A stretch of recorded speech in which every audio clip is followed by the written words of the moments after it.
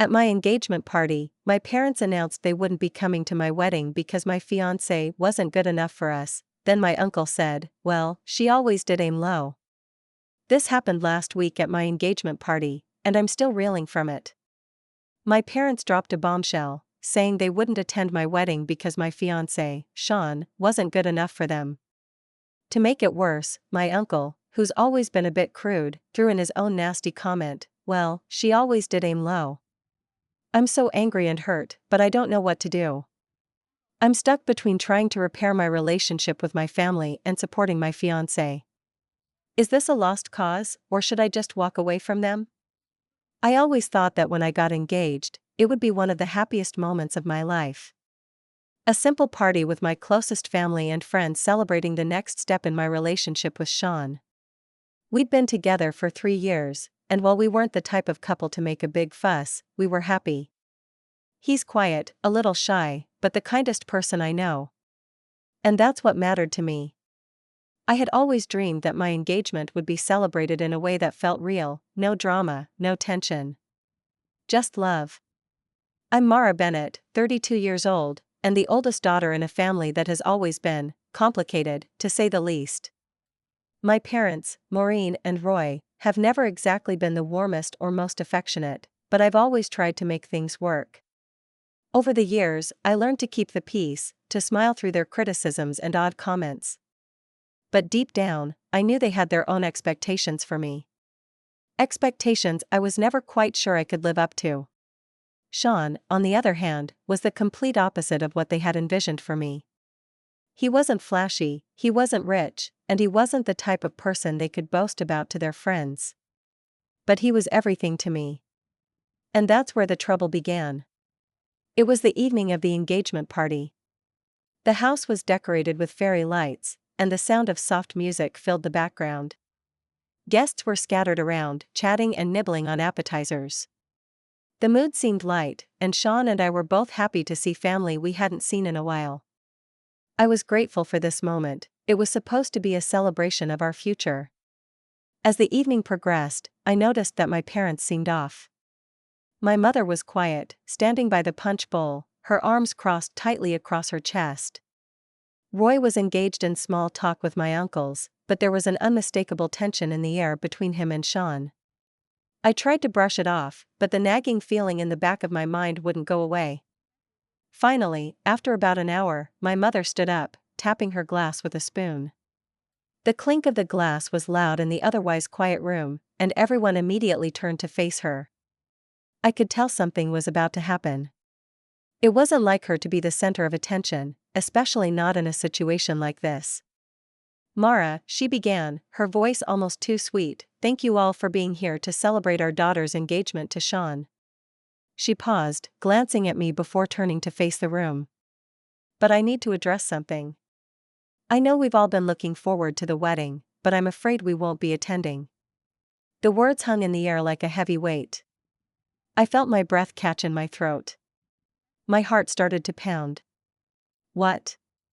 I asked, barely above a whisper, even though I knew it was coming. I looked at Sean, and he looked back at me with wide, confused eyes. He was trying to hide his discomfort, but it was clear this wasn't what either of us had expected. My mother gave a forced smile, clearly proud of herself for whatever point she thought she was making. "We won't be attending because we don't think Sean is the right match for our daughter. He's simply not good enough for us." Her words hit me like a slap in the face, and I struggled to keep my composure. I glanced around at the room full of people, my aunts, cousins, distant relatives, all standing there, some uncomfortable, some curious. My heart sank. What had just happened? I felt completely blindsided. And it wasn't just the fact that they had rejected Sean. It was the way they had done it, publicly, in front of everyone. I opened my mouth to speak, but no words came out. My eyes were stinging with unshed tears, but I refused to let them fall. "Not here. Not now." "I know this may be hard to understand," my mother continued, oblivious to the shock she had caused, "but we've always wanted more for Mara. We had a certain vision for her future, and Sean doesn't fit that." I could feel the anger rising in me, hot and uncontrollable. but just as I was about to say something, a voice rang out from across the room. It was Uncle Larry. Of course it was Uncle Larry. Well, she always did aim low, he said with a chuckle, taking a swig from his glass of wine. The comment was met with nervous laughter from some of the guests, but it felt like a punch to the gut. My face flushed with shame and fury. How could he say that? How could he be so cruel? And how could my mother stand there, silently nodding along? I looked at Sean, who was standing there, frozen. His face was pale, his eyes filled with hurt and confusion. I felt like the ground had been pulled out from under me. This wasn't just an attack on Sean. It was an attack on me, too. And I realized, standing there, that my parents had never really accepted me. Not fully. They didn't even see me for who I was, just some object to fit into their mold of success and status. Sean didn't fit that mold, and I wasn't going to fit theirs either. Mom, I said, my voice trembling with the weight of my emotions. How could you do this? You're supposed to be happy for me. Sean makes me happy. Isn't that enough? She looked at me, a faint flicker of something, regret, maybe, crossing her face, but it was gone before I could get a better look. You deserve better, Mara. You don't understand now, but you will. Better than Sean? I asked, my voice rising now, unable to control the anger that bubbled up. How is this better? This is what you think is better? Uncle Larry laughed again, louder this time. Oh, Mara, sweetie, you'll figure it out. You always do. I looked at Sean. He didn't meet my gaze. Instead, he stared at the floor, his jaw clenched tight. Maybe we should go, he muttered under his breath, the hurt in his voice clear. I couldn't believe this was happening. I wanted to scream. I wanted to run after Sean and beg him to understand that this wasn't about him, it was about my family's toxic expectations. But instead, I stood there, frozen, as the reality of what my family had just done to us began to sink in. I'm so sorry, I whispered, taking a step toward Sean. I had no idea this would happen. I know, he said softly. I know. But maybe it's better this way. And just like that, my world shattered. This wasn't just an engagement party. This was the beginning of a much bigger unraveling. The silence that followed was unbearable. I stood there, the weight of my mother's words pressing down on me, as Sean and I exchanged a look that said everything we both felt: betrayal, hurt, confusion, and, above all, disappointment. I could see Sean trying to process everything in real time, but I wasn't sure I could keep my composure much longer. I had always known that my parents weren't the most accepting, but this? This was something else entirely. I'd never imagined they would publicly insult the man I was going to marry, let alone outright refuse to come to our wedding. It felt like they were tearing apart something that had taken me so long to build, a relationship with Sean that had become my safe haven, the one good, steady thing in my life. But I didn't have time to dwell on my emotions because the tension in the room was suffocating. My mother, who had been so poised and controlled earlier, looked momentarily flustered. Roy, my father, remained stone-faced, as usual, barely acknowledging the storm he and my mother had caused. He rarely expressed his feelings, but I could see in the slight tightening of his jaw that this wasn't something he wanted to confront. I felt a coldness in the pit of my stomach. I wanted to scream, to demand answers from my parents, but the moment felt frozen in time. My mother finally broke the silence, her voice faltering slightly as she tried to maintain control of the situation. Mara, please understand, this isn't about you. It's about what's best for you in the long run. We've always wanted better for you. Better? I repeated, the word bitter on my tongue. I glanced at Sean, whose eyes were now averted, clearly trying to avoid the scene unfolding. You don't even know what I want. You never have. The room fell quiet again, and I couldn't tell if anyone else was even breathing. There were no comforting words, no one coming to my defense. The guests shuffled awkwardly, unsure of how to react, and I felt my skin prickle with the growing heat of embarrassment. My mother, oblivious to how badly she had hurt me, tried to offer me a sympathetic smile, but it only made things worse. I know this is hard for you, she said, but we only want what's best. We've worked so hard to make sure you had everything you needed in life. This man, isn't going to be the life you deserve. Every word she spoke cut deeper. It was like she didn't even know me anymore, like she thought I was some fragile thing that needed to be protected from the world she saw as dangerous or inadequate. But I wasn't fragile. I had built my own life, a life that I was proud of, and Sean was a part of that.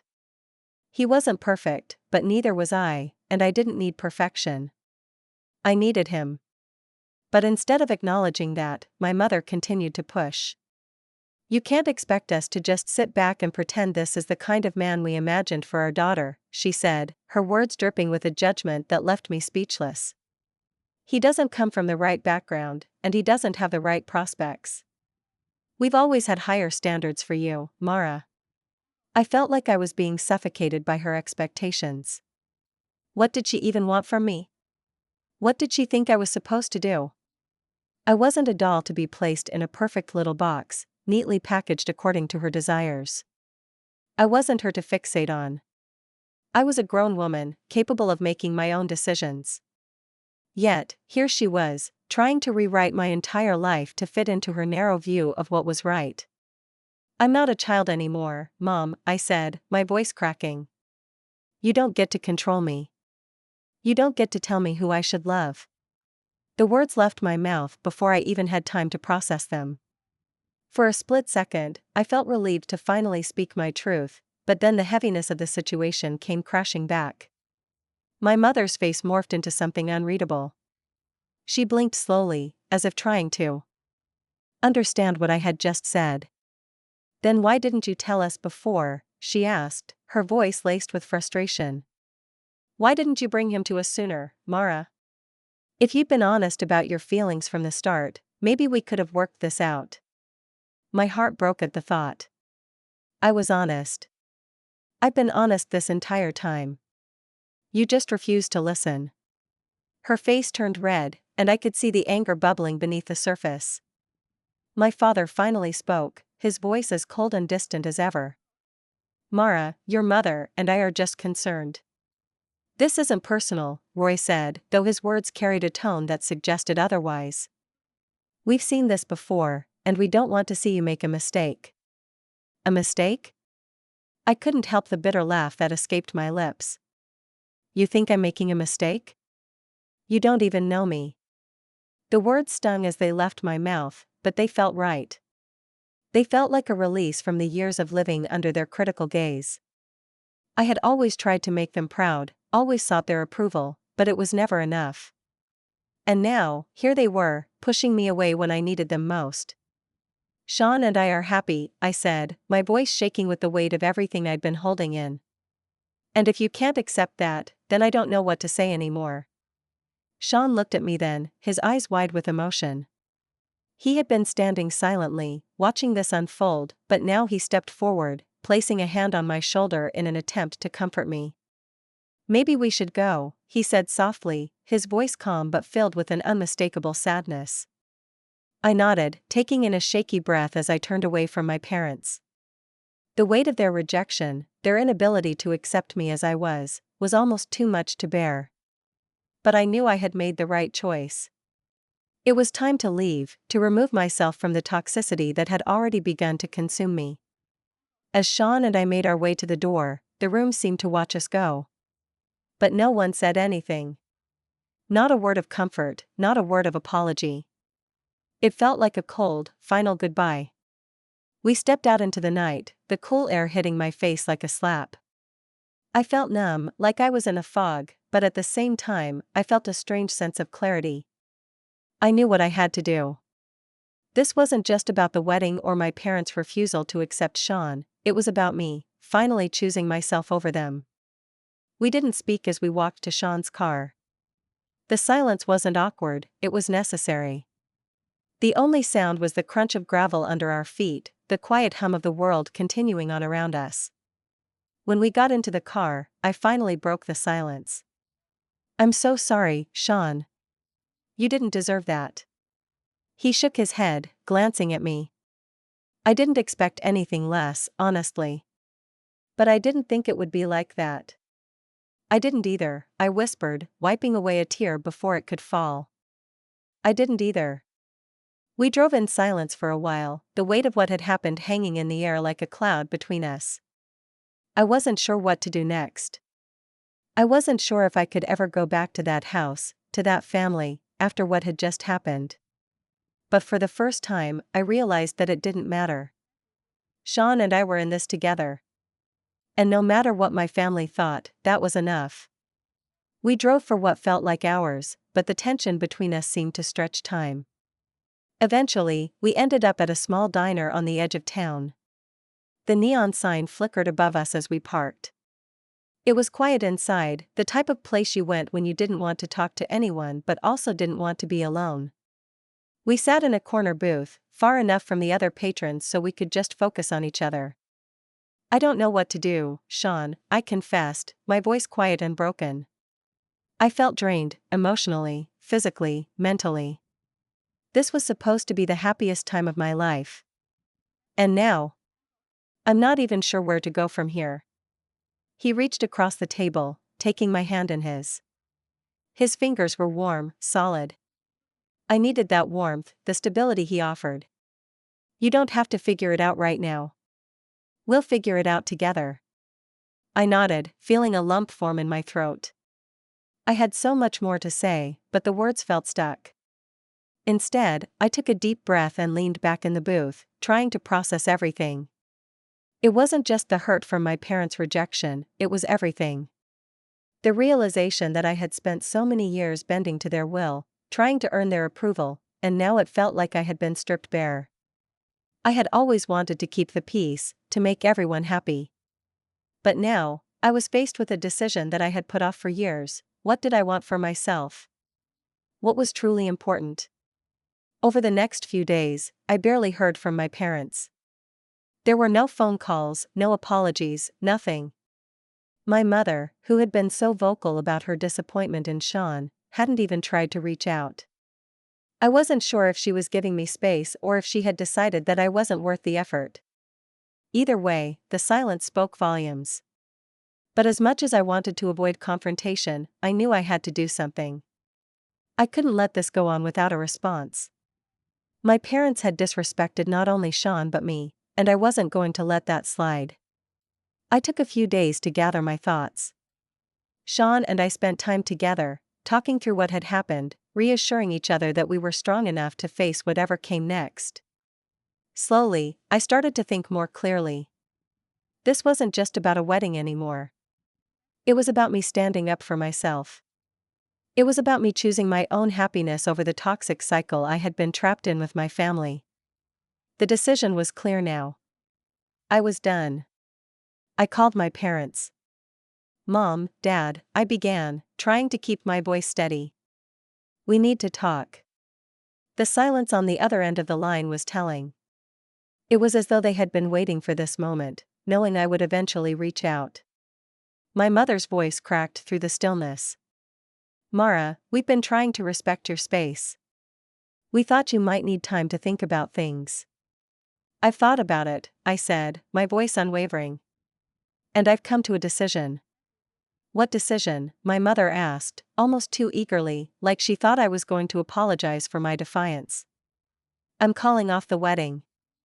There was a stunned silence, the kind that stretched on longer than it should have. I could hear the distant sound of my father's voice in the background, but it was muffled, unintelligible. I waited, letting the weight of my words settle in. You're what? My mother's voice trembled now, a mix of disbelief and anger creeping in. I'm calling it off, I repeated, more resolute this time. I can't marry someone who is constantly being disrespected by my family. I won't stand by and let you tear him down like that. He's a good man, and I deserve better than this. I could hear my mother inhale sharply. Mara, you don't mean that. This is a mistake. It's not a mistake, Mom, I said softly. The mistake was thinking that your approval mattered more than my own happiness. I've spent my life trying to please you, trying to make things right. But I can't do it anymore. Not if it means losing myself in the process. There was a long pause on the other end of the line. I could imagine my mother, pacing, trying to formulate a response. But in the silence, I realized something profound. For the first time, I didn't care what she said. I had made up my mind, and that was all that mattered. Finally, my mother's voice came through, small and fragile. "You'll regret this, Mara. You're ruining everything." "No," I replied, my voice steady, "I'm not ruining anything. I'm saving myself." The conversation ended with my mother's voice cracking, but I didn't hang up. I let the silence stretch between us, my finger hovering over the receiver. I could feel the weight of her disappointment and the years of unspoken tension, but it no longer had the power to control me. I hung up, exhaling deeply as I sank back into the couch, feeling a strange sense of peace wash over me. It wasn't the closure I had hoped for, but it was the closure I needed. The next few weeks were a blur of emotions: relief, sadness, and even guilt. I had spent so many years trying to make my parents proud, and now I was walking away from that. But as I looked at Sean, the man I loved, I knew I had made the right choice. He never asked me to choose between him and my family, but I had to. And in doing so, I had chosen myself. We rescheduled the wedding. We didn't tell my parents. There was no dramatic confrontation, no grand gesture. Instead, Sean and I quietly began planning the life we wanted. This time, it was about us, our future, our happiness. And then, a few months later, my parents showed up at our doorstep, uninvited. They were standing in the rain, drenched, a strange look of guilt on their faces. "Can we come in?" my father asked, his voice uncharacteristically meek. I stood there for a moment, looking at them through the glass door. I had to admit, part of me wanted to open that door, to let them back into my life, to try and fix everything. But I had already been there before, waiting for them to change, to meet me halfway. And it never happened. I shook my head, the door still closed between us. "No, I'm sorry. This is our life now. And we're happy." My mother's eyes welled with tears, but I stood firm. "Goodbye, Mom. Goodbye, Dad." With that, I closed the door. I didn't feel the need to explain myself. I didn't owe them anything anymore. The wedding, when it happened, was everything I had dreamed of. It was small, intimate, and filled with the people who truly cared about us, our friends, Sean's family, and a few of the people who had shown up and supported us when we needed them most. It wasn't perfect by any means, but it was real. It was ours. As for my parents, I never heard from them again. And though I still carry the weight of that decision, I've never once questioned whether I made the right choice. Sometimes, standing up for yourself means walking away from the people who should have loved you unconditionally. And that's exactly what I did.